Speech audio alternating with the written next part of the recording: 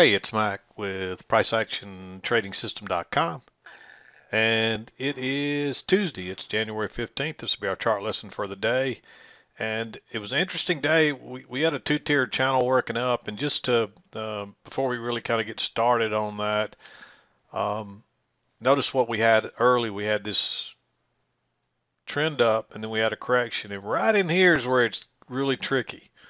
There's a couple of things that could happen here. We could break out of this little, notice this is just a little trading range. We traded down into this. At this point, you've still got an upward bias overall, but it's starting to go, in here it's starting to look more neutral. But there's a couple of things that can happen, and we could have a little failed break out of here, even from here down. Really from right here when you got this confirmation of this trend line, you knew you were probably good. It was probably going higher. But from right about here, a couple of things could happen. You could either break out of here and fail, and you might look for a measured move down, which would look like this.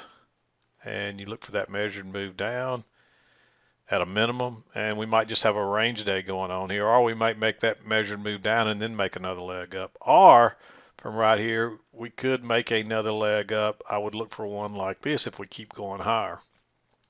And in this case, we kept going higher. So you measure that leg, you take that and you bring it to this lowest point here, and that would be your near-term target. You could, well, I already had an arrow there. So you can see that, and that puts you, where does, and notice how that puts you right back at the top of um, the channel, and that's telling you that hey, you're probably on the right track there. We didn't end up making it. We came up a little short. And generally, if you come up a little short like that and you start trending down, that means you're going to get a pretty good move back down, which we did there. You can see we had a fairly nice move back down, and we came back all the way back down and started over from this area right here and tried it again. And we ended up closing up for the day. But it was an interesting day. But that's a couple of things just to before we get started. That's what I would be looking at right in here. Or either this thing just continuing to go sideways like this. You would also measure the height of this right here. Let's get rid of that arrow.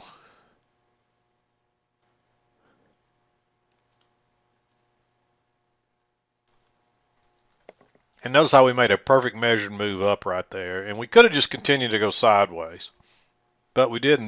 The larger pattern here was this two-tiered channel, and it continued. Even though we got a break here, it continued to be the dominant pattern until we made a new high. We did make a new high here. You would hope that we would reach the target, which means most times you'll get really close to that, and you might even go past it. But today we didn't.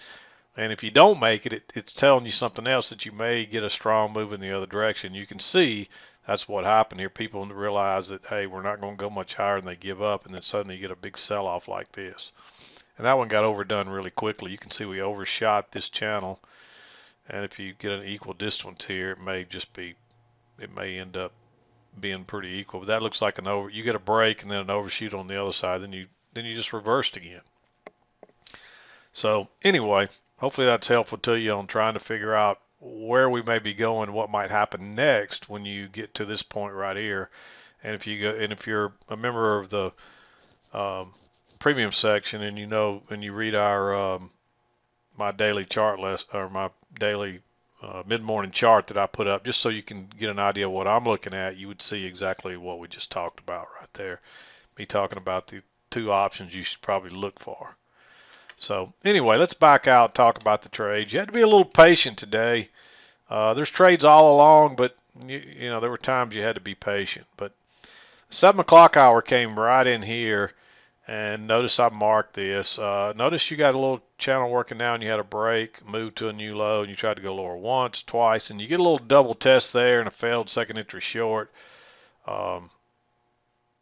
Technically, this one a little lower than this, but that's still two legs back to the EMA, so a second entry short. I'd still treat that the same way. And when it failed and went higher, actually when it broke above this inside bar, it would be a failure. If you feel like you got enough room to get out before you get back to that EMA, you may take that trade. In this case, there would have been enough ticks there and you could have made it, but Make sure you got enough room before this high and this EMA here, just in case. And as you see, when it got there, it did turn back down again. We didn't get a very good signal bar back down. You could have used that, but then you're right back into that support, and you don't want to go short there. And you see exactly what happens. It pushes below, it fails. It makes a first entry short, pushes on through the MA, makes a second entry short. So that's a failed second entry when you're looking for a possible reversal, because this is all played out on the down. And that's a relatively small bar, relatively bullish. It's not a perfect one, but it's a failure. We don't care. Just go long right there. And then we actually came back. We actually come back to the EMA right here, but that bar is not good. Or not. I'm sorry, not the EMA, the trend line. That bar is not. That bar is too negative. That bar is an inside bar, which they're always iffy. So I don't really like those. We finally pull back right here, and you get a little 2-bar matching high. If it breaks above that, it may jump on up. Because if it breaks above that, we're going higher, especially off that trend line. And you had a lot of people building up shorts here, and they're probably going to all exit. And you see that's exactly what happened. Notice how it starts rocketing off, especially right here. The shorts are really throwing in the towel right here, realizing they're wrong. And they're realizing that the market's changed, something's changed, and they're all feeling the pain or the heat, and they're getting out, or they're taking their profit if they were in further up here before they give it all back. So, and a lot of your people that bought down here trying to pick a bottom probably are exiting there because they've made some money. And you notice we got an overshoot here, which generally if you get an overshoot, it's not long before you're gonna get a break on, especially on a trend like this. And notice we kind of moved up a few more times before you got your break. This was a pretty strong move here. There is a bounce off the trend line right here, but we've been away from that EMA a long time. If you had a higher low right here, and also a second entry long, which I like that one, but I don't like the signal bar. Let me make this a little bigger. You can see that signal bar is just not very good. So even though it worked, you can't risk that. You don't know that ahead of time. But look what happens. We come down, we test that level, we test it again, you get a double test, and this is a second entry long. And that's again, not a perfect bar, but it's good enough, and you wouldn't have had this EMA midline here on this larger channel yet. There's just no way you probably would have had that. So, so you're playing it off this trend line and this double test here, and look at it go again. And then now you got your break, move to a new high, and you got this big high, you get a lower high here, and you're still a long way away from the EMA. If it breaks below that, that's probably a good ride back down. You can see you would have had to maybe tough it out a little here before the bottom just falls out of it. And then we come back to that trend line again, the EMA. You do have this trend line working up, but with this being such a strong move down and this pullback, and that being and this broke higher and turns and comes back down, that's a big bearish bar. I'm probably going to take that, and I'm going to look for a measured move down similar to this one.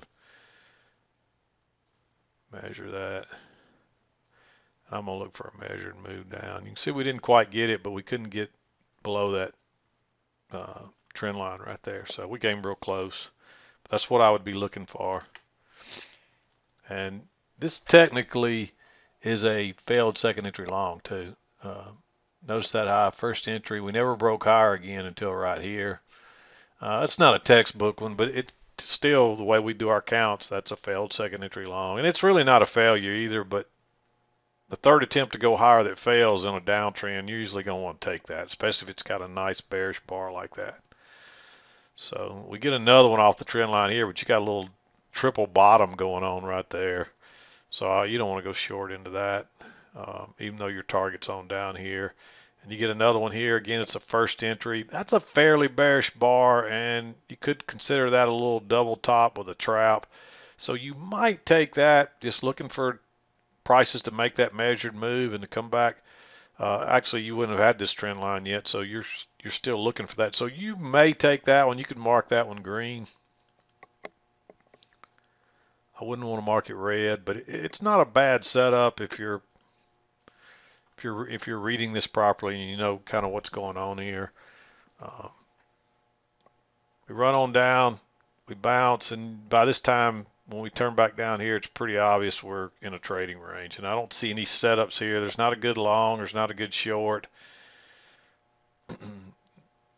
anywhere through here. And then you kind of get a little failed breakout. You try to go higher once. You try to go higher twice, and that fails. I like that one because usually these are going to fail to at least come back and test this. So if you've got enough room back to here, I'd probably take that. But I would have been drawing this trend line off this swing each time, and when it bounced right there, that's a pretty nice move. And especially you got a little trend working down and a break, new low, and that's a real bullish bar. You're usually better off to wait on that higher low though, which comes there. And again, and you'd expect this to take off. It didn't, but you still would have got a nice scalp out of it. Comes back and gets the runners, and then takes off. And technically, you could, it's first entry, second entry. That's a pretty good move there. You could treat that like a failed second entry short, but I wouldn't do that, especially on an inside bar. Those inside bars can always be tricky. I'll mark it. Your entry would have been one tick above here, but this would have been your signal bar, and your stop has to go down here. Would have worked, but again, that's hindsight's 20/20. So looking at this in real time is the way you got to consider your plays. And we run up, make another high, come back, first entry, second entry. We get another second entry long right off that trend line. But that bar is not very good, and notice how it doesn't go anywhere, and we end up breaking it. Notice how it gaps over that trend line. That tells you it's probably in the right place. Don't ask me why it does that. We talk about that quite often. There's some theories and different reasons. It doesn't matter. Just know that you'll see that a lot, or awful lot. I point it out all the time. But we get a break here. Then you get a first entry, a second entry, it fails, and look at that bullish reversal type bar right there. Reverses real quickly, it breaks lower, turns, it goes higher, closes on high. I'd go long right there. You get a second entry long right here, and again, it's right off a shorter term trend line, but notice that high first entry when it breaks here, second entry. There's a little bit of sideways action there, but we're still making higher lows here and so forth, and that's right off a trend line, and it confirms it, and that's what everybody's waiting on, the smart traders, and look at it go. And suddenly people that thought they were getting short again in here have got to exit, and you get another repeat of kind of what you saw over here when everybody realizes they're wrong and has to start exiting. And off it goes. Another bounce up here. I'm not crazy about this when it's right into the high. We've already made a high for the day, I believe, by that time. Yep, because this was the high of the day so far. So you don't want to be going long up here. Too often it will fail. Been away from the EMA a while. You're coming back pretty quickly. And notice we made that high. Try to go higher once, twice. So you got a break here. 2 legs to a new high. The main thing is that's a failed second entry long, and it's like 3 times try to go higher. Look how far away from the EMA you are. It's a second entry short. Notice that low, first entry, second entry, because that's 2 legs up. That's a good place to go short. And you may catch a high of the day right there. You at least may catch the high of this on the way back to here, especially since you've already had your break down here at a new high in place. You may catch the high of the day. So that's why I really like that trade. Generally, I'd tell you you'd want to wait till this trend's confirmed going down. But you've got enough information here saying, hey, we're probably about to get a reversal, and then you get a same thing on a short-term trend within the bigger trend. And that's a nice move down right there. It's a shame you don't get a better entry here on this next. I mean, this is one leg, and then you get a correction. There's a couple of moves in this second leg here, but that's probably real close to a measured leg. There's leg 1. There's leg 2. A measured leg is right here, so we missed it by a tick or so. Then we correct.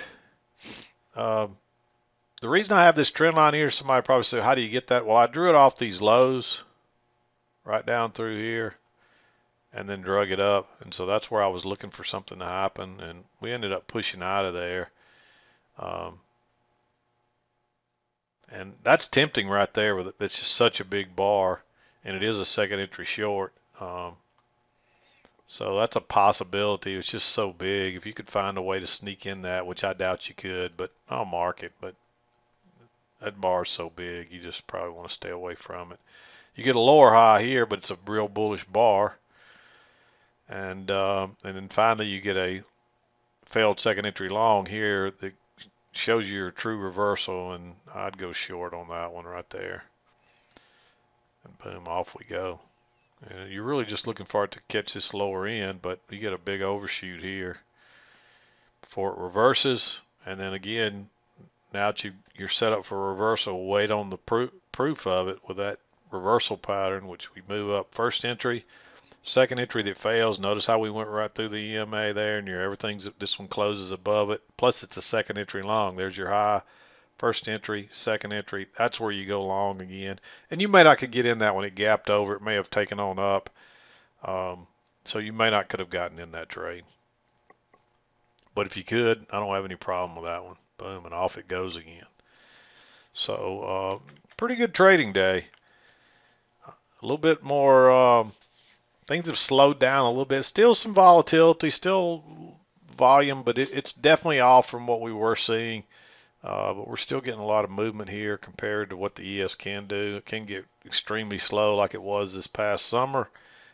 So this is still much better than that, but not like what we were seeing. But this can get difficult if you don't find the channels and the patterns. And really the only thing you can do is stay with the shorter term stuff. It'll still all work out in the wash. So anytime you're unsure, do nothing. Remember that. No trade is often the best trade, because if you're not reading it properly and you just start guessing, you're just gambling. And if you're gambling in this, as a day trader, you're going to lose money. We don't want to gamble. We're not gamblers.